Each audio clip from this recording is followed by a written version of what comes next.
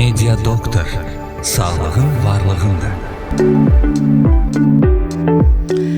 Hər vaxtınız xeyir olsun. Media FM-in efirində Media Doktor dinləyirsiniz. Sizinlə mənəm Sona Buynina. Yağışlı, biraz yağışın, biraz da qışın payı olan bir havalı gündə hər birinizi xoş gördük. Sükan arxasında olan hər kəsə ehtiyatlı olmaq arzulayıram və səsləyirəm daha doğrusu ki, ehtiyatlı olasınız və hər birinizə can sağlığı arzulayıram. Bugün mənim maraqlı müsahibim var. Elə bizim dinləyicilərimiz adətən böyük kontingent sürücülər olduğu üçün biz bugün elə demək olar ki, həm də onları maraqlandıran bir mövzu ətrafında danışacağıq. Çünki bizdə tıxacılara baxsaq, sükan arxasında əyləşən insanlara baxsaq, əksər sürücülərimizin əsəbi, aqressiv olduğunu görə bilərik, stresli olduğunu görə bilərik və həmişə də danışdıranda deyirlər ki, yox, Bakının bu tıxacılarından olmaz da, yəni tıxacılar bizim axırımıza çıxacaq. Yaxşı, bugün bu stres var, yəni o stressiz yaşaya bilmərik. Yaxşı, bu stresi necə idarə eləyəcəyik, stres anlarında necə davranacağıq, ümumiyyətlə mümkündürmü biz o stresi keçirməyək, əsəbləşməyək həmin anda? Bax, bütün bunları stres gününə özəl bir gündə həkimimə ünvanlayacağım, müsahibimizə ünvanlayacağım. Bugün 16 aprel dünyada stres maarifləndirmə günü kimi məşhurdur. Elə bu günə də özəl olaraq biz Vəfa Babayevanı, nevroloq doktorumuzu studiyamıza dəvət etdik. Doktorumuz Azərbaycan Nevroloqlar Assosiasiyasının üzvüdür, eyni zamanda Azərbaycan Epilepsiya Assosiasiyasının üzvüdür. Doktorumuz bu günlə bağlı, bu günün özəlliyi ilə bağlı, eyni zamanda stresin nevroloji sistemimizə təsiri ilə bağlı maraqlı söhbət aparacaq. Ona görə də siz də bizim suallarımıza qoşulmaq, bizim mövzumuza qoşulmaq, bizim belə deyə danışdığımız məsələ ilə bağlı hər hansı bir narahatlığınızı özünüzdə hiss eləyib bizə müraciət eləmək istəyirsinizsə, biz də sizi eşitməyə hazırıq. Bilirsiniz, dalğamızın nömrəsi hər zaman aktivdir. 055 999 1055-dən sizi dinləyə bilərik. Doktor, xoş gəldiniz. Təşəkkür edirəm. Hər vaxtınız xeyir olsun. Necəsiz? Sağ olun, yaxşı olun. Mən də bütün dinləyicilərin hamısını salamlayıram.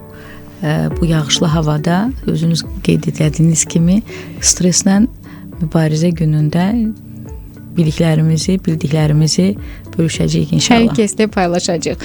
Doktor, nevroloqlarda həmişə çox qəribə bir sakit təbiət var.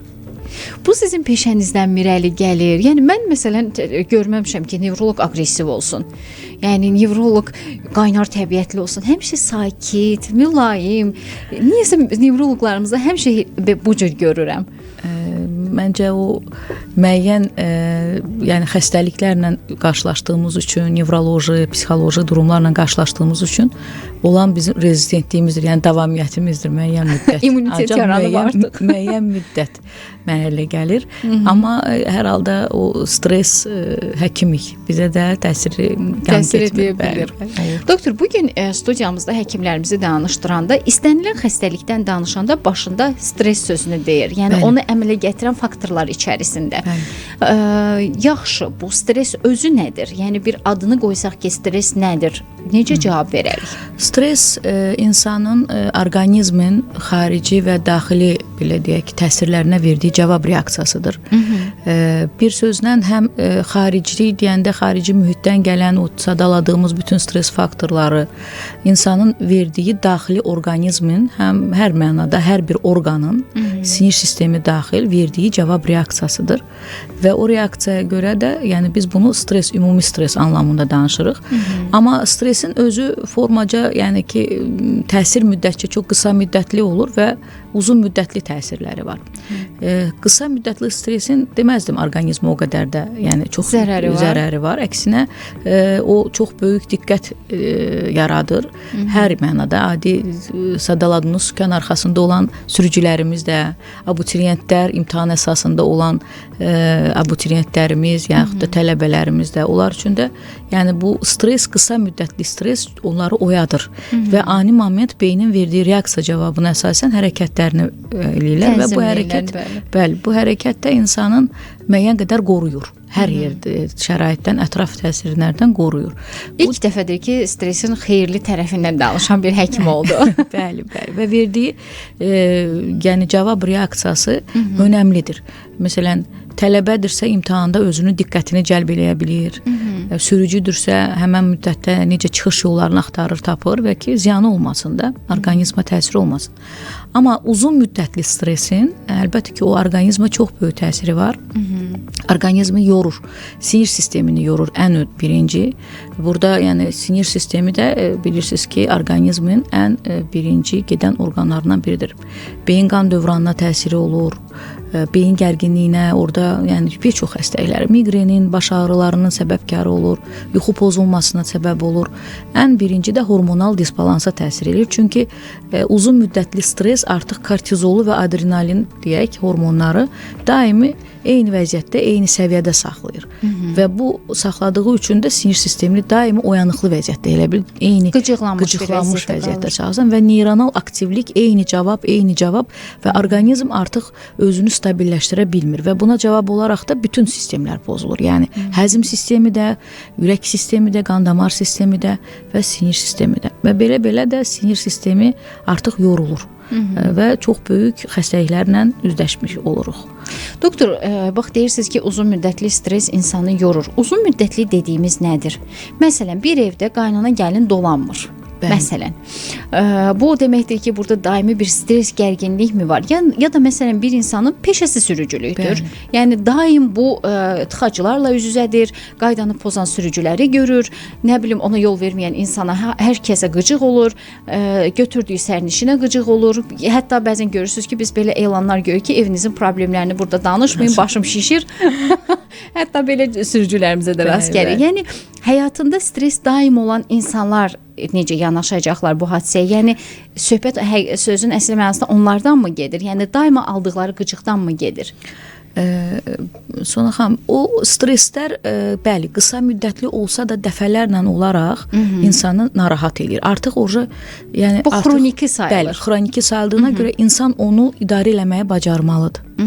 O xroniki və qısa müddətli də olsa da daimi artıq bu xroniki vəziyyətə çevrildiyinə görə və insan onunla birinci növbədə yəni həm həyat tərzini, həm bəzi rutin deyirik, rutin qaydaları və o stresə olan münasibətini bəzi şeylərlə aradan qaldırmalıdır. Elementar, məsələn, hərəkətlərlə, meditasiya hərəkətləri deyirik, yuxunu qaydaya salmaqla, adi gəzmək, idman, yəni əsəb sinir sisteminə çox böyük sakitləşdirici təsir eləyir.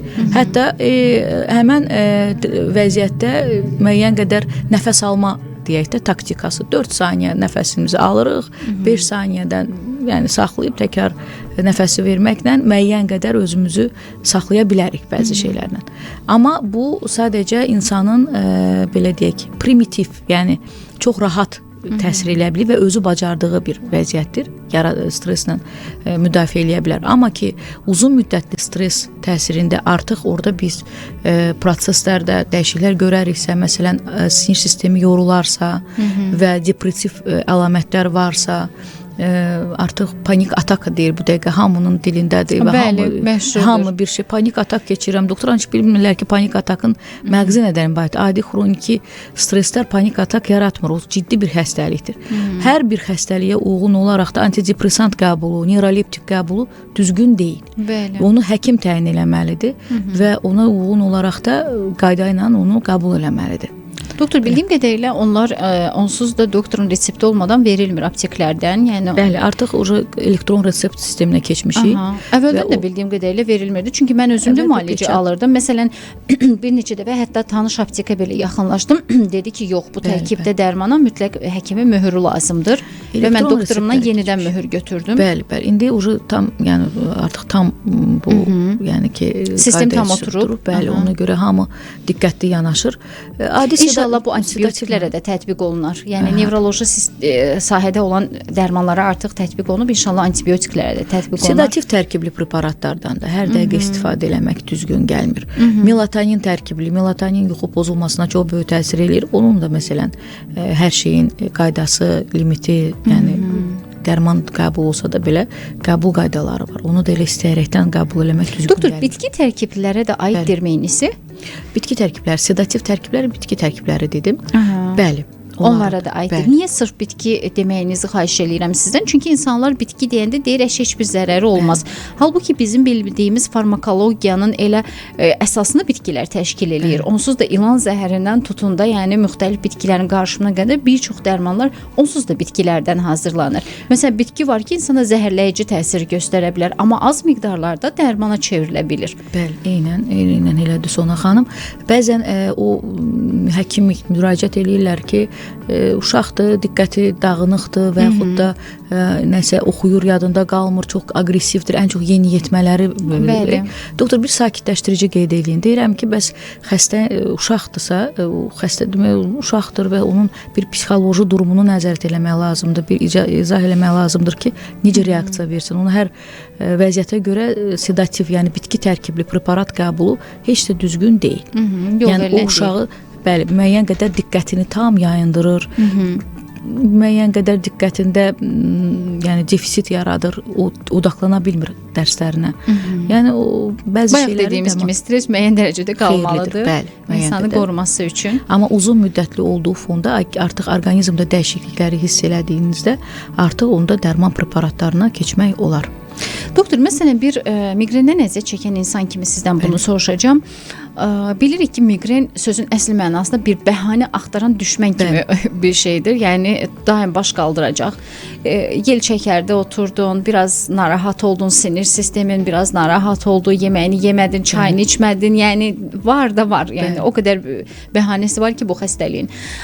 Məsələn, mümkün deyil insanın həyatında stres olmasın, hər hansı bir hadisəyə reaksiya olmasın. Sevinirik, gülürük ya da həyatımızda qəmgin anlar olur və həmin anda həm baş ağrılarından əziyyət çəkən insanların vəziyyəti çox ciddi ağırlaşa bilir, hətta anında ağırlaşa bilir. Həmin insanlara məsləhətiniz, tövsiyələriniz nə olardı? Yəni biz nə edək o zaman? Əslində Sona xanım, miqrendən ötə orada klaster baş ağrıları deyilən bir bəli, gərginlik baş ağrıları. Dəhşətli və dözülməz ağrılardır. Bəli, gərginlik baş ağrılarına stres faktoru daha çox təsir edir. Miqren özünüz qeyd elədiyiniz kimi yuxusuz qalanda, ac olanda da çox böyük təsirə malikdir. Bəli. Miqren xəstəliklərində miqrenin yəqin ki formalarından xəbərdarsınız. Klassik var, auralı, aurasız miqrenlər, bəli. Və bu miqrenlərin hansı formasında olaraqdan preparat seçimini, həkim preparat seçimi, yəni xəstəyə onu bildiririk və ilk öncə o stres faktoru olsa belə, yəni artıq xəstə özü hiss eləyir ki, bu miqren artıq buna yəni yavaş-yavaş yaxınlaşır və onun tədbirini profilaktik olaraq bəzi triptan qrupası preparatlarla qabağını almağa çalışacaq. Amma klaster ağrılarında onların birbaşa təsiri stres faktorudur. Gərginlik faktorudur. Damar tonusunun bu bildiyim qədərilə kişilərdə daha çox olur klasterlar, eləmi? Yoxsa fərqi yoxdur cinsə? Əslində kişilərdə daha çox faktor. Miqren də əksinədir, qadınlarda daha çoxdur. Bəli, Sona xanım eynən düzgün vurulursunuz. Düzgün vurulursunuz və miqreni hətta hormonal balansda disbalans problemləri olan qadınlarda da daha çox müşahidə olunur. Miqren və hormonal disbalans. Bəli, onlarda da daha çox yəni ki, müəyyən qədər təsiri var. Doktor, illərdir sizə deyim ki, araşdırıram bu sayını, hormonlarla bağlılığını bilmirdim. Hormonal disbalans orqanizmdə elə hormonal təsirlərin özünün də stres faktoru çox böyük önəm daşıyır. Yenə dolayısıyla gəlir, çıxır. Gəlirik stres faktoru. Bir də bu məsələn insan içkilərlə, bu dəqiqə aromatizatorlu içkilər var, məsələn enerji içən içkilər var. Onların da hamısını miqrenə, stres faktora, onların özündədir müəyyən qədər adrenalini təsirini artırır və o stressdən ötə onu da qəbul elədiyi fonda müəyyən qədər gərgin qalır insan və ona yəni ki, daxili orqanlarına çox böyük təsir eləyir. Bu insanların öz seçimidir, amma istənilən halda xüsusən də gəncləri və yeniyetmələri həmin içkilərdən uzaq durmağa çağırıram. Çünki dəfələrlə bunun necə ciddi fəsadlar verdiyindən müxtəlif sahələrdən olan həkimlərimizlə danışmışıq və həkimlərimiz onların hətta tərkibinin orqanlara ayrı-ayrılıqda necə təsiri ilə də bağlı izahlar veriblər. Və mən bugün çox ürək ağrısı ilə baxıram ki, bizim gənclərimiz, bizim yeniyetmələrimiz onları çox rahat bir içkiymiş kimi o qədər rahatlıqla istifadə edirlər və valideynlər də çox zaman sakit yanaşırlar yəni bu hadisələrə ki, olmamalıdır belə. Buradan bu məsələ ilə bağlı valideynlərə də bir səslənmiş olaq. Media Doktor davam edir.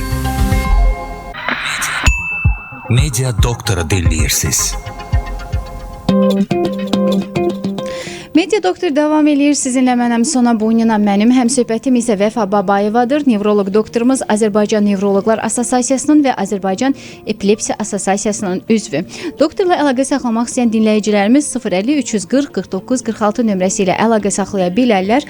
Bu arada onu da qeyd edeyim ki, bilirsiniz Media FM-in saytından proqramımız canlı yayımlanır, YouTube-dan canlı yayımlanır. Elə canlı olaraq da bizi izləyə bilərsiniz və proqramlarımız hər biri efir sonrası YouTube-a yerləşdirilir. Əgər ötürdüyünüz və hər hansısa bir mövzu ilə bağlı məlumat əldə etmək istədiyiniz məsələlər varsa, izləmək istədiyiniz efirlərimiz varsa, YouTube-dan da izləyə bilərsiniz və hal-hazırda özümün şəxsi TikTok səhifəmdən də canlı açmışam. Suallarınız varsa ünvanlayın, mən də doktora sizin adınızdan çatdırım. Və təbii ki, canlı efirimizin nömrəsi var.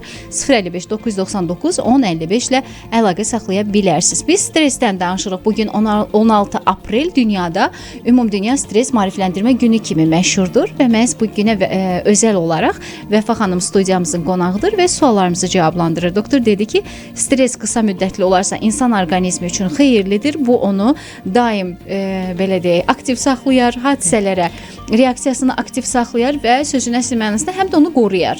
Çünki reaksiyasını aktiv saxladığı üçün diqqətini cəmləməsinə hədəflənir hardasa, belə deyərik, diqqətini cəmləyir və hadisələrə olan münasibətində özünü qoruyur. Necə ki, biz qorxuda da bunu deyirik ki, qorxu insanı qoruyur əslində. Eynisi stressə də aid imiş. Amma stres uzun müddətli olursa və bu qıcıq daim varsa və xroniki bir hala keçirsə, doktorumuz deyir ki, artıq bu zaman o böyük bir problemə çevrilə bilər və xüsusən də sinir sistemini qıcıqlandırır və sinir sistemi də təbii ki, dolayısıyla bütün orqanizmimizə təsir eləyir, hormonlara təsir eləyir. Hormonlarsa öz növbəsində bizim orqanizmimizin funksiyalarını və işini pozur. Məsələn, biz fasilədən öncə danışdıq ki, miqren kimi, klaster baş ağrıları kimi ağrılara şiddətli təsir eləyə bilər. Onların belə deyə fonda ağrıların çoxalmasına gətirib çıxara bilər. Doktorumuz dedi ki, miqrendən çox klastera daha çox təsir eləyir. Klasterlar daha çox ağırlaşırlar. Doktor, onlar dərman mı içərək bunu qoruyacaqlar anında, yoxsa bu necə olacaq? Çünki məsələn klaster baş ağrılarının əziyyət çəkən insanlar deyir ki, elə bir şiddətli baş ağrısı başlayır ki, dözülməz, hətta gözümdən yaş gəlir, sanki başıma çəkiclə vururlar kimi ifadələr işlədir insanlar. Eynən o indi streslə mübarizə günü olduğuna görə əvvəlcədən onlar stresin təsirindən qaçmalıdırlar. Uzun müddətli stresin maksimum özlərini qoruyacaqlar və qoruma ehtimalı yoxdursa, artıq şəraitə uyğun olaraq yəqin ki, dərman preparatları ilə artıq həmən müddət onsuz da ki, o fiziki və yaxud da artıq psixoloji durumundan irəli gələn bir məsələlərlə dolayı işdimi, işə gedəcəkmi, hansısa bir görüşə gedəcəkmi, yəqin ki, mane olacaq ona. Amma onların da özlərinin dərman preparatları var və o dərman preparatlarının qəbulu fonunda müəyyən qədər rahatlaşa bilirlər də. Sakit saxlaya bilərlər özlərini. Bu arada mən nömrələri xatırlatmaq istəyirəm. 053 340 49 46 ilə əlaqə saxlaya bilərsiniz doktorla birbaşa əlaqə saxlamaq üçün. Çünki bugün o qədər nevroloji problemlər var ki, insanlar nevroloqa müraciət etmək üçün o qədər ehtiyac duyurlar. Burada yuxusuzluqdan tutun baş ağrılarına qədər ki, müasir dünyada baş ağrıları hədsiz dərəcədə çoxalıb. Bəlkə də yenə bayaq doktorumuzun dediyi kimi, bəlkə də biz elə stresə bağlayırıq bunu ki, bugün dünyada müasir insanın stresi çoxaldığı üçün dolayısıyla bu onun baş ağrılarına da səbəb ola bilir ki, insanlar bunu belə daha çox düşünürlər. Çünki iş yerində ayrı bir stres var, şəxsi olaraq bəli başqa bir stres var. Eyni zamanda hətta son dövrlər deyirlər texnologiyanın yaratdığı bir stres var. Məsələn, TikToku, Instagram kimi, yəni sosial şəbəkələr kimi daim sürətlə ötən bəli videoların insanın sinir sisteminə yorur, bəli pis təsir impulslar çox tez müddətdə dövr elədiyi üçün sinir sistemi ona cavab reaksiyasını rəngidir. İstər-istəməz onun özü də beyində bəzi xəstəliklərin həm də ki, bu stresin uzun müddətli təsiri də kognitiv funksiyaları demədik ki, onlara toxunmaq lazımdır. Beyin atrofiyanın əziyyət çəkən xəstələr, Alzheimer hamı bu dəqiqə deyir, o xəstəlikləri, dementiv problemi olan xəstələr, atrofiya ilə deyək də, beyində kortikal atrofiya olan xəstəliklərdə daha çox təsir edir o stres faktoru və uzun müddətli təsir faktoru əlbəttə ki, onların da insanın kognitiv funksiyaları ləngidiyinə görə o sosial şəbəkələrlə də deyək də, o çox məşğul olan insanlarda da eyni mexanizmdir deyək. İmpuls daim eyni yükləndikcə beyinə sinir onu çatdıra bilmir o neuronal cavablarını. Və aqressivləşir, yorulur və istər-istəməz o problemlərin yaranmasına səbəb olur. Bir də stressin daha çox epileptik xəstələrə də təsirindən danışaq. Bəli, danışaq doktor. Epileptik tutmalarının aktivlikləri çox artır. Yəni bu elə belə hal deyil ki, bəzən görürsüz ki, statusda olan xəstələr gəlir, epileptik statusda olan xəstələr gəlir, hansı ki özləri deyir, əsəbləşdim və yaxud işlədiyim yerdə əsəbləşdim, evdə əsəbləşdim və o dərman qəbul eləsə də belə artıq o statusa keçmək fazası deyirik də, qıcılmalar aktivləşdikcə statusa keçir xəstə. Yəni bu da çox böyük önəmi daşıyır. Stresin eyni zamanda çox böyük təsir elədiyi faktorlardan biri də təzyiqdir. Arterial təzyiqin yüksəlməsi. Bilirik ki, təzyiqin özü də bir qorxunc bir əlamətdir, hansı ki, o da xəstəliklərə, infarkt, beyin qan dövranının kəskin pozulmasına səbəb olan bir xəstəliklərdəndir. Təsadüfi hal deyil ki, bir çox insultlu xəstələrdə səbəb kimi elə stres onun faktında işdə olur, ev şəraitində kəskin əsəbləşmə fonunda təzyiqin yüksəlməsi və onun da verdiyi beyin qan dövranından cavab reaksiyaları. Çox zaman həkimlərə dedikləri söz, məsələn, işdə əsəbləşib gəlmişdi ya da hər hansı bir hadisə olmuşdu. Yolda əsəbləşmişdi. Mən bir xəstəm vardı, yolda əsəbləşib avtobus sürücüsü ilə insult olmuşdu, işemik insultla. Avtobus sürücülərini də Allah saxlasın. Yəni, bəzən o qədər aqressiv münasibət göstərirlər ki, insanlara. Yəni, bir çox səbəblərdən olur, amma əsaslı səbəblərdən böyüyü də stresdir. Ona görə stres uzun müddətli təsirini insan artıq özünü cilovlamalı və o müəyyən qədər təsirini, faktorunu qarşısına almalıdır. Ümumiyyətlə, doktor, mən belə düşünürəm ki, məsələn, bax, avtobus sürücülərindən danışdıq, bunu da elə geri gəlmişkən qısa da olsa vurğulamaq istəyirəm ki, ictimaiyyətə xidmət edən bir insan bunu artıq beyninə qoymalıdır ki, mən insanlarla işləyirəm. Yəni onların hər birinə aqressiv reaksiya göstərmək, hər birinə reaksiya vermək. Sən insanlarla işləyirsən, yəni sən hər gün müxtəlif xarakterli insanlar görəcəksən. Onların xarakteri sənin xoşuna gələ də bilər, gəlməyə də bilər. Bu demək deyil ki, sən hər bir insana fərdi olaraq reaksiya verməlisən. Yəni biz insan xidmətindəyiksə bunu belə deyək, müştəri hər zaman haqlıdır prinsipi ilə yanaşmağı bacarmalıyıq. Yəni hamıya qışqırasan, hamıya əsəbləşərsən. İkincisi də ki, biz sənin bu aqressiyanı niyə görməliyik? İnsanlar sənin bu aqressiyanı niyə görməlidir? İstənilən sahədə satıcısı ola bilər, sürücüsü ola bilər. Yəni müxtəlif sahələrdə var. Yəni əgər bir insan kütlə ilə işləyirsə, yəni sosial insandırsa, artıq bunu da bir göz altına almalıdır ki, ayın sonunda maaşını ona görə alacaq. Doktor, bayaq özəl xəstəxanalarla dövlət xəstəxanası dediniz. Bəzi blogerlərin çəkdiyi videolar yadıma düşdü. Ona görə onları xatırladıqca gülməyim tutur. Yaralı yerlər. İstənilən halda hər kəsi səbir diləyirəm və mən millətimizin bir tərəfini çox sevirəm. Bəzən o kommentləri girib oxuram, görürsünüz ki, o acınacaqlı vəziyyətə belə elə gülməli kommentlər yazırlar. Yəni o çətin anın içində belə bir gülüş axtaran insanlar var. Yaxşı, bəlkə də dünya onların özünə belə sakit qalır hələ. Əslində hadisələrə yanaşmamızla da biz stresi idarə eləyə bilərik. Yəni hər baxdığımızda bir faciə görsək, stəkana boş tərəfindən baxmaq məsələsi. Yəni həmişə boş tərəfini axtarsaq, onda gərək elə stressiz həyatımız olmasın ki, yəni mən təsəvvür edə bilmirəm stressiz həyat necə ola bilər. İndiki dövrün ən aktual məsələsidir. Stres hər yerdə var. Bəli. Və deməzdim ki, cavanlar da artıq cavanda, yəni orta təbəqəli insanlar artıq yəni o qədər maarifləniblər ki, stresi idarə eləməyi, meditasiya, yoga, pilates, yəni ki, baxırsan ki, ətraflı şəraitə, yəni doktor, mən filan idmana gedirəm, filan yaxud da yuxunun pozulmasında çox vaxt xəstə özü deyir, doktor, yatmamışdan 1-2 saat qabaq gəzirəm. Onun özü də artıq onun maarifləndiyini işarə eləyir. Və sosial şəbəkələrin də artım fonunda baxırsınız, informasiya çoxluğunda xəstələr artıq onu idarə eləməyin bəzi qaydalarını bilirlər çox yaxşı. Və həkimə çox vaxt o xroniki stres vəziyyətində gəlib çatırlar ki, artıq biz dərman preparatları ilə kömək eləmiş olacağıq. Doktor, dərman preparatları nə qədər kömək eləyir? Yəni bu uzun müddətlimi içilməlidir? Yoxsa elə vəziyyətdən çıxarmaq yetərlidirmi pasiyentə? Necə olur bu proses? Dərman preparatları baxır hansı preparatlar. Məsələn, bəzi preparatlar var ki, məsələn, antidepressantlar deyək, neuroleptiklər, antibiotiklər, yəni ağır preparatlar var. Ağır preparatlar artıq psixiatrlar daha çox istiqamətlənib danışa bilər. Yəni ki, amma bəzi preparatları biz də təyin edirik nevroloqlar olaraq və o preparatların uzun müddətli və qısa müddətli təsiri xəstənin verdiyi reaksiyalara görədir. Yəni cavab reaksiyası və xəstənin ümumi vəziyyətinə əsaslanaraq. Bu yəni xəstəliklər formalaşır. Depressiyaların formaları da çoxdur. Nevroz deyirlər hamıda. Mən nevrozam filan. O nevrozun kim qışqırsa deyirlər nevrozdur. Qışqıran hamı nevrozdur.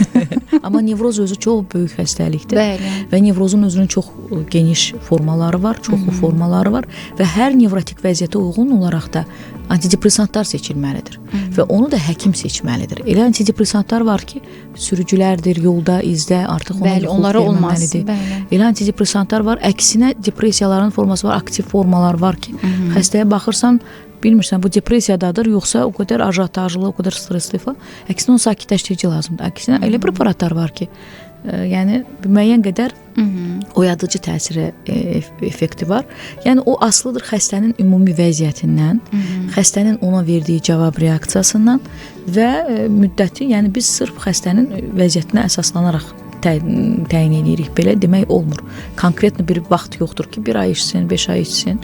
Bəzən olur ki, xəstə ömürlük o preparatların yəni məcbur olur ki, qəbul eləsin. Doktor, bugün məsələn insanların o xəstəliklərinə və səhhəti ilə bağlı problemlərinə baxsaq, məsələn uzun müddət sonsuzluqla bağlı müalicə alan insanlar, şəkərli diabetdən əziyyət çəkən insanlar, ciddi ürək xəstəlikləri yaşayan insanlar ki, onlar hansı ki dərmanlardan asılı bir vəziyyətdə yaşayırlar. Niyəsə bu dərmanlardan davamlı istifadə etmək özü də insanlara bir stres verir. Bir müddətdən sonra müalicə almaqdan yorulurlar. Hətta deyir ki, dərmanı içmirəm, baxmayaraq ki, dərman onun üçün çox önəmlidir. Məsələn, mən şəkərli diabetli insanların insulindən hətta imtina etdiklərini görmüşəm. Halbuki bu onların nəticədə gözünü itirməsinə gətirib çıxarıb, böyrəyini itirməsinə gətirib çıxarıb, ciddi fəsadları var. Bunu çox yaxşı bilirik. Yəni, baxın, həmin anlarda insanlara necə kömək etmək olar? Onlar da yenə paralel olaraq nevroloq dəstəyi mi almalıdır? Ümumiyyətlə, o xəstələr, şəkər xəstələrinə vurğuladınız. Şəkər xəstələrinin də yəni hansı birinə sorsan, doktor qorxudan sonra oldu, stressdən sonra oldu. Bəli. O faktorun da çox böyük önəmi var o xəstəliklərin inkişafında. Amma şəkər xəstələrində bütün yəni ambulator xidmətlərdə, stasionar xidmətlərdə birbaşa nevroloqa istiqamətləndirirlər. Çünki şəkər xəstələri özü, yəni diabetik neuropatiya deyirik, polineuropatiyalar deyirik. Şəkər özü sinirin, ən çox periferik sinirlərin zədələnməsinə çox meyillidir. Dediyiniz kimi gözdə, ətraflarda, onların hamısında o səbəbi yaradır. Əlbəttə ki, o preparatları qəbul eləmədiyi fonda da onların gedişi bir var, yavaş gedişat, bir də ildırım sürətli gedişat. Xəstə var 5 il müddətində şəkərli diabetikdir, amma diabetik neuropatiyası artıq elə bir inkişaf səviyyəsindədir ki, soruşursan sən bir 20 il, 10 il şəkərli deyir, yox doktor, 3 ildir, 4 ildir məsələn xəstə. Demək bu preparatları bu yəni disiplin qaydada istifadə eləməyib, normal qaydada istifadə etməyib və o da ona problemlər yaradır. Mən nevroloji aspektdən dedim, indi orada kardioloji və yaxud da dediyiniz oftalmoloji problemlər də çox böyük yaradır şəkərli xəstələrdə. Yəni bunlarda da əlbəttə ki, ən birinci faktor yenə də stressin təsiri, stressin ona olan təsirindən dolayı çox ağırlaşmalar da yarada bilir. Yəni şəkəri qalxdı, xəstənin stressin fonunda da olur. Onu şəkəri nizamlaya bilmir, insulinin dozasını qaldırsa da belə soruşursan, əsəbləşmişəm, stres keçirmişəm. Müəyyən qədər insan gərək özünə də psixoloji təsir eləməyə bacarmalıdır. Biraz özü də özünün doktoru olmalıdır. Doktor, məsələn, prolaktin kimi hormon stressə çox bağlı bir hormondur. Hətta bəzən ona stres hormonu da deyir həkimlər. Hətta bildiyim qədərilə, məsələn, ginekoloqlarımız demişdi efirlərimizdən birində ki, məsələn, beynəlxalq konfranslarda onun müayinəsi ilə bağlı belə çıxışlar olur ki, yəni onun müayinəsində öncədən stressiz olması, orqanizmin tam hazırlanması və sakit bir formada gəlib prolaktin müayinəsi vermələri daha önəmlidir. Çünki çox rahatlıqla stressə bağlı olan, duyğulara bağlı olan, hətta deyərdim ki, bir hormondur və nəticə olaraq müayinəsində də çox zaman çaşdıra bilir həm pasiyenti, həm həkimi. Prolaktinin özü toxundunuz. Prolaktin hormonu gipofiz vəzinin ifraz elədiyindən hormonlardadır. Gipofiz vəzi də beyində balaca bir qramlıq olan bir hissəcikdir. Hansı ki, prolaktinin yoxlanmasında da birbaşa gipofiz vəzini yoxladırlar. Şəkərli Bəli. diabetiklər də göndərir nevroloqun. O da yəni təsadüfi hal deyil. Onun özünün də təsirində yenə sinir sisteminin çox böyük rolu var. Yəni istər-istəməz o da ona təsir edir. Ona görə də prolaktin çox olduğu müddətdə əgər orada hamiləlik yoxdursa, əgər süd vermə yoxdursa, yəni adi vəziyyətlərdə xəstə yəni bir mənalı istiqamətləndirməlidir nevroloqa. Və biz orada gipofiz vəzinin adenomasına şübhə olub-olmadığına görə MRT deyirlər, yəni baş beyin MRT müayinəsindən keçirməyi tövsiyə edirik. Ondan sonra qiymətləndirə bilirik. Doktor, hətta əslində sualım həm də başqa bir variantda idi ki, bəzən görürsüz müalicə alsa belə prolaktin düşmür. Bəli. Doktorlar bunu stresin fonuna Eynən, bağlayırlar ki, streslə artıq mübarizə aparmaq lazımdır. Artıq burada belə deyək, müalicəvi bir yanaşma mı gedir? Yəni artıq belə deyək, professional mı yanaşmaq lazımdır? Artıq orada belə deyək, hormon müalicəsi deyil də nevroloji müalicə yazılır. Ona görə də o xəstələrin hamısında konsultativ şəkildə. Yəni biz heç vaxt o xəstəlikləri tək ya endokrinoloq müalicə eləmir. Özünüz baxsaz, yəni diqqətlə onu izləsəz görərsiniz ki, hamısı konsultativ şəkildə nevroloqun konsultasiyası olur onlarda. Hamısında olur. Bir də hamiləlikdən sonra indi prolaktinə toxundunuz deyə yadım odur. Bəli. Hamiləlikdən sonra zahlıq dövrü deyilən bir dönəm var. Bəli. Zahlıq dövrünün də özünün psixoloji durumlarında olan xəstəliklərimiz var. Bəli. O xəstəliklərin də fonu indi onu psixoterapevtlər daha çox yəni dəqiqliklə, dərinlik formada izah edirlər, amma yəni biz də çox rastlaşırıq.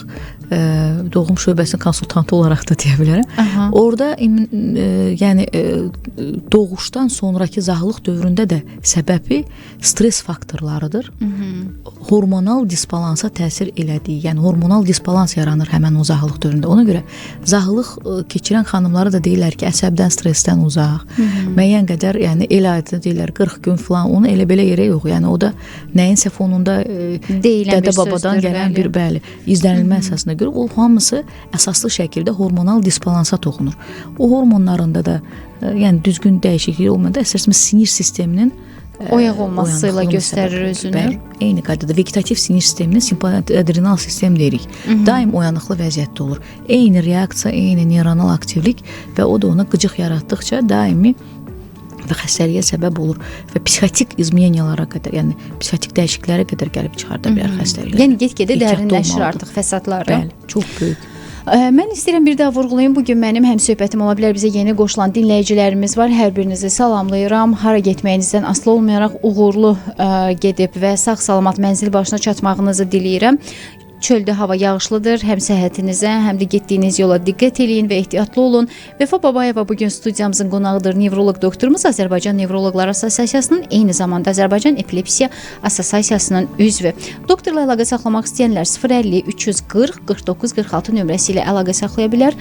Canlı efirimizin nömrəsi isə 055 999 10 55-dir. Buyurun, suallarınızı ünvanlayın, biz də cavablandıraq. 16 aprel tarixini yaşayırıq. Bugün dünyada ümumdünya stres maarifləndirmə günü kimi məşhurdur. Burada diqqət insanların stresə qarşı özlərini aparması, eyni zamanda həmin məqamlarla bağlı həm evdə stresin, yəni şəxsi stressdən söhbət gedir, iş stresindən söhbət gedir ki, eyni zamanda texnologiyanın insanlarda yaratdığı stressdən söhbət gedir ki, bunlarla mübarizə aparılması, insanlara daha doğru yol göstərilməsi, istiqamət göstərilməsi və bunların necə öhdəsindən gələ bilərlər. Təbii ki, burada həm də peşəkar yardımın aparılması barədə danışılır. Hər il bunun bir istiqaməti bildiyim qədərilə seçilir. Bir il iş stresi ilə bağlı, bir il şəxsi streslə bağlı. Yəni hər il fərqli bir istiqamətdə bu özünü göstərir və təbii ki, bu dönəmdə də nevroloqlarımız, bu sayda peşəkar olan insanlar dövrəyə girirlər və insanları maarifləndirmək üçün öz biliklərini onlarla paylaşırlar. Vəfa xanım kimi bugün o da öz biliklərini bizimlə paylaşır və insanlara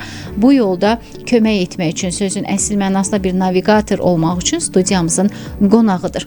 Doktor, bəzən deməli, ən çox rast gəldiyimiz məqamlardan biri, doktor, məsələn, mədə xoraları ilə bağlı, mədə xəstəliyi ilə bağlı resept yazanda mütləq ora bir sakitləşdirici də əlavə eləyir və insanlar onu mütləq, ona ehtiyac yoxdur, onu vermə deyir. Amma halbuki biz bilirik ki, bağırsaq xəstəliklərinin, mədə xəstəliklərinin nevroloji sistemlə çox sıx və şiddətli əlaqəsi var. Hətta deyirlər, insan nevrozdursa mədəsi sağalmaz. Bəli, o da düzgün vurğuladınız Sona xanım. Onun özü də nevrozun bir formasıdır. Abdominal nevrozlar deyirik biz. Bəli. Xəstədə qıcıqlanmış bağırsaq sindromu qıcıqlanmış məsələn. bağırsaq eyni qaydada, yəni biz tibbi dilində dedim mən. Eyni. Xəstə səbəbsiz yerə mədəsində ağrılar, kolit deyək və yaxud da diareya deyək. Bu vəziyyətlərdən çox əziyyət çəkir. Səbəbsiz.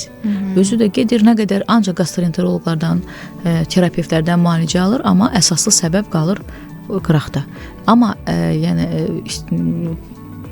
ki, professional deyək də, həkim, şəkər yanaşmayla onlar artıq nevroloqu istiqamətləndirirlər.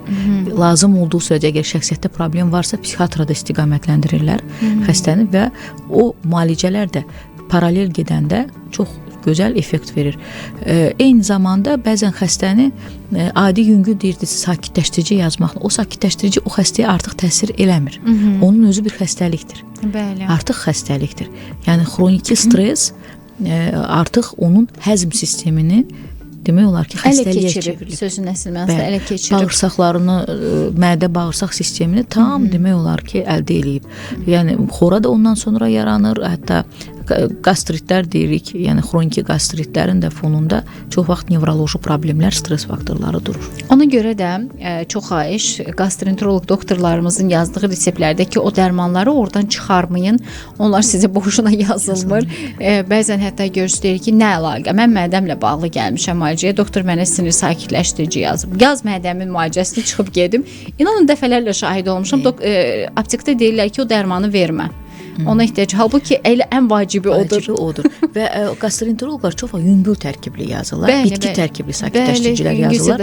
Artıq onu xeyri eləməyəndə, effektini görməyəndə gastroenteroloq özü istiqamətləndirir ki, gedib bir nevroloqun və yaxud da psixiatrın konsultasiyasından keçməyiniz tövsiyə olunur. Artıq onlar çünki onlar uzun illər demək olar ki, müalicə almalarına baxmayaraq yaxşı nəticə əldə edə bilmirlər. Mən məsələn belə insanlar tanıyıram ki, uzun illərdir müalicə almalarına baxmayaraq mədədə sağalma getmir, bağırsaq sistemində sağalma yoxdur. Həqiqətən var yaralar və sağalmır. Və doktorlar da bunun sinir sistemi ilə sıx əlaqəli olduğunu vurğulayırlar. Doktor, hətta diqqətimi çəkən məqamlardan biri fasiləmiz olacaq. Bu fasilə sonrası bunu zəhmət olmasa danışaq. Onurğada sinirlərin pozulmasına bağlı olaraq daxili orqanların müalicəyə cavab verməməsi.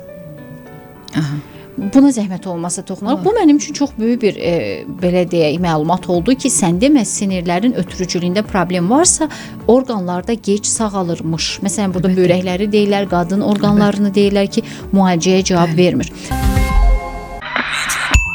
Media doktoru dinləyirsiniz. Biz devam edirik. Media doktoru dinləyirsiniz. Proqramımızın yekunlaşmağına çox az qalıb. Suallarınız varsa ünvanlayın. Biz də vaxtında cavablandıraq. Nevrozdan məziyyət çəkirsiniz, yuxusuzluqdan məziyyət çəkirsiniz, baş ağrılarınız mı var? Yoxsa nevroloji olaraq hər hansı bir narahatlıq hal-hazırda sizinlə var? Biz də sizin sualınızı cavablandıraq. 055 999 1055 bizim dalğanın nömrəsi. 105.5 FM-in efirində, Media FM-də bizi dinləyirsiniz hal-hazırda. Mənim müsahibim isə Vəfa Babayevadır. Azərbaycan Nevroloqlar Assosiasiyasının üzvü, Azərbaycan Epilepsiya Assosiasiyasının üzvü və nevroloq doktorumuz.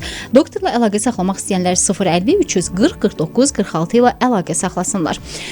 Bugün Ümumdünya Stres Maarifləndirmə Günü kimi qeyd olunur, 16 aprel tarixi və hər kəsə stressiz bir, xroniki stressiz bir həyat arzulayıram ki, bu sizin səhhətinizə mane olmasın. Doktor, mən bunu istəyirəm vurğulayaq ki, siz həm də EEG və MEG üzrə də mütəxəssisiz. Bu ensefalogrammanın aparılması, eyni zamanda epileptik tutmalarda bu yoxlamaların aparılması da çox önəmlidir və mən hər zaman düşünürəm ki, nevroloqların bu müayinələri aparması onların müsbətidir.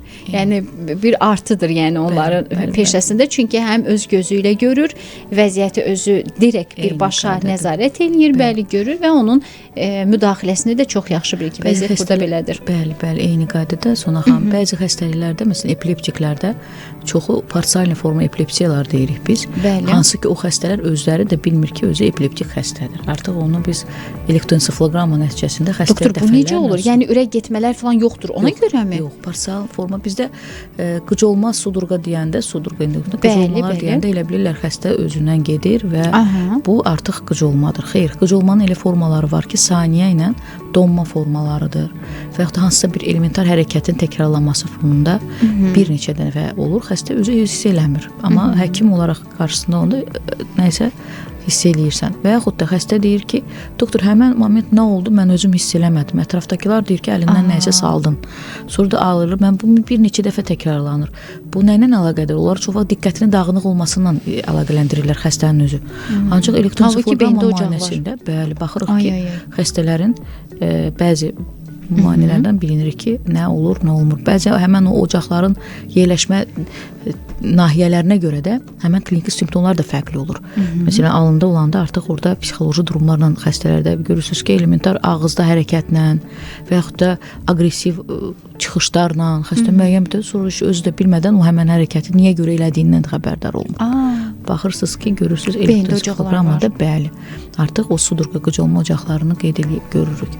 Doktor, epileptik tutmalarda, məsələn, stres fonunda o statuslu epilepsiya keçə bilərmi? Eyni qaydada o stresin epileptik statusa keçirir. Statusun bilirsiniz də dərhal yarım saat ərzində 2-3 tutmadan çox olursa artıq bu status qiymətləndirilir. Stresin ona çox böyük təsiri var. Epileptik qıcolmalara çox təsiri var. Hətta o təsirdə dərman fonu artıq yardım eləmir. Məcbur oluruq təcili təxirə salınmaz yardımla o xəstəni vəziyyətdən çıxarasınız. Eyni qaydada. Elektroensefaloqrammanın miqren tipli deyirsiniz. Çəklərdə çox böyük əhəmiyyəti var.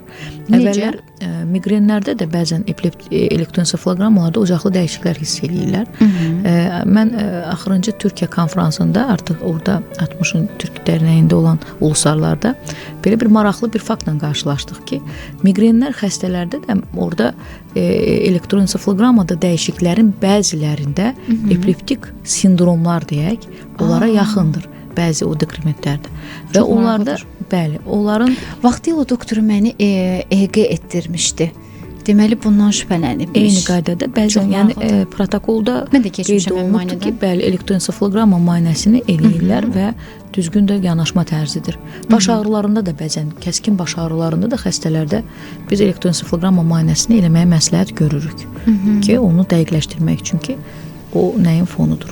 Elektromioqrafiya amma periferik sinirləri, bayaq danışdıq, şəkərli diabetik xəstələrdə diabetik polineuropatiyalar, periferik sinir zədələnmələrinin öyrənilməsində çox funksional bir metoddur və o, yəni diferensial diaqnozda da çox böyük marağa, yəni ki, həqiqətən də nəticələri ürəkaçandır, bəli.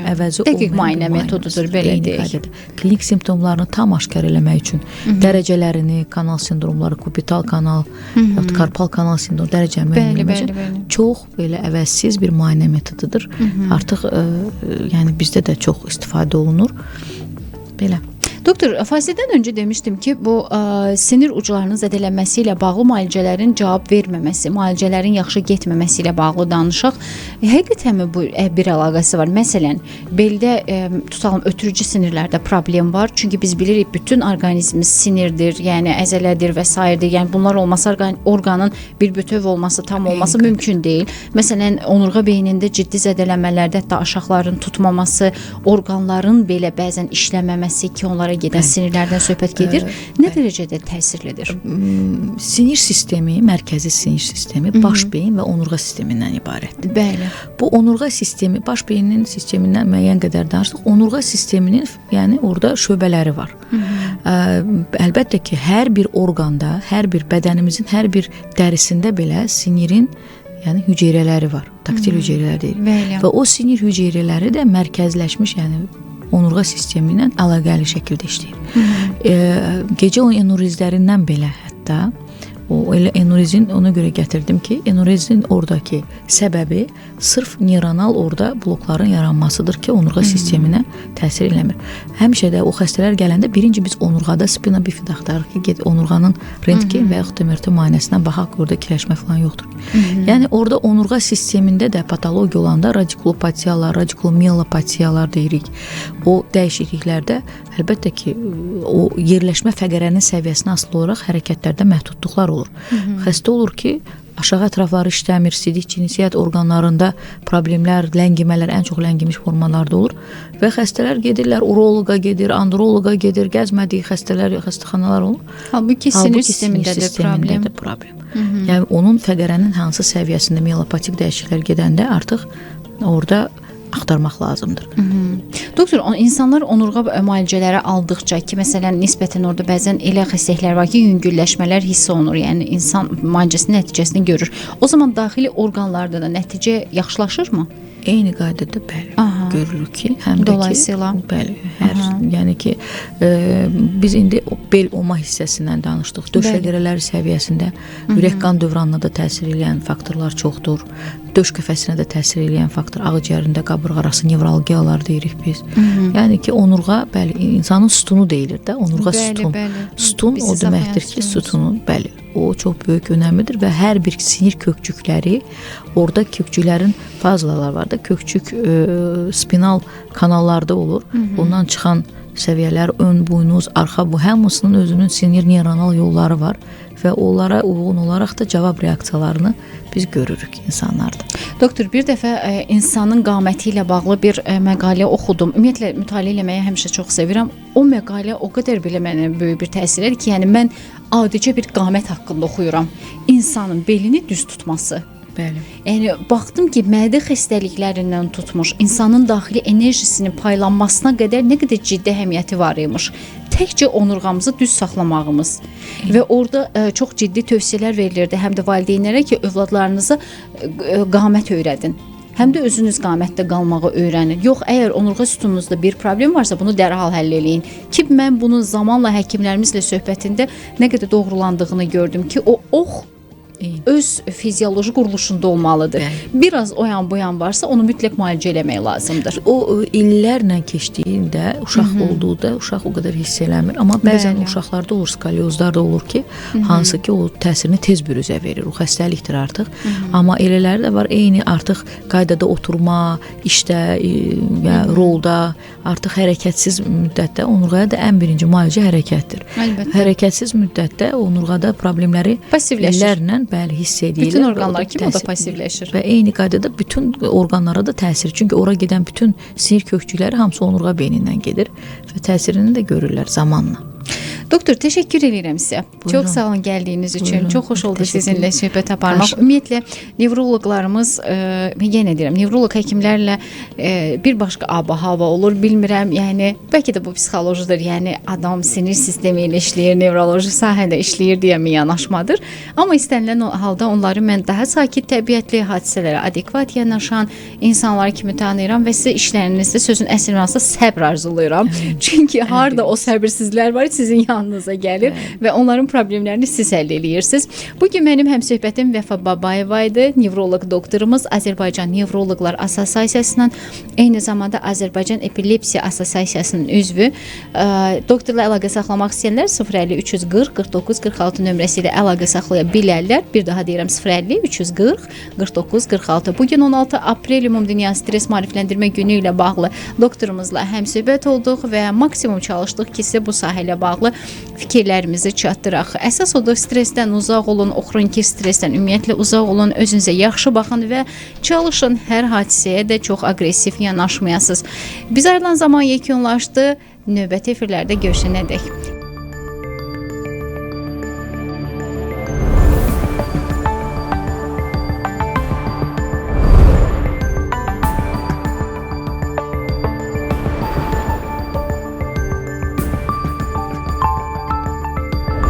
Media Doktor, sağlığın varlığındır.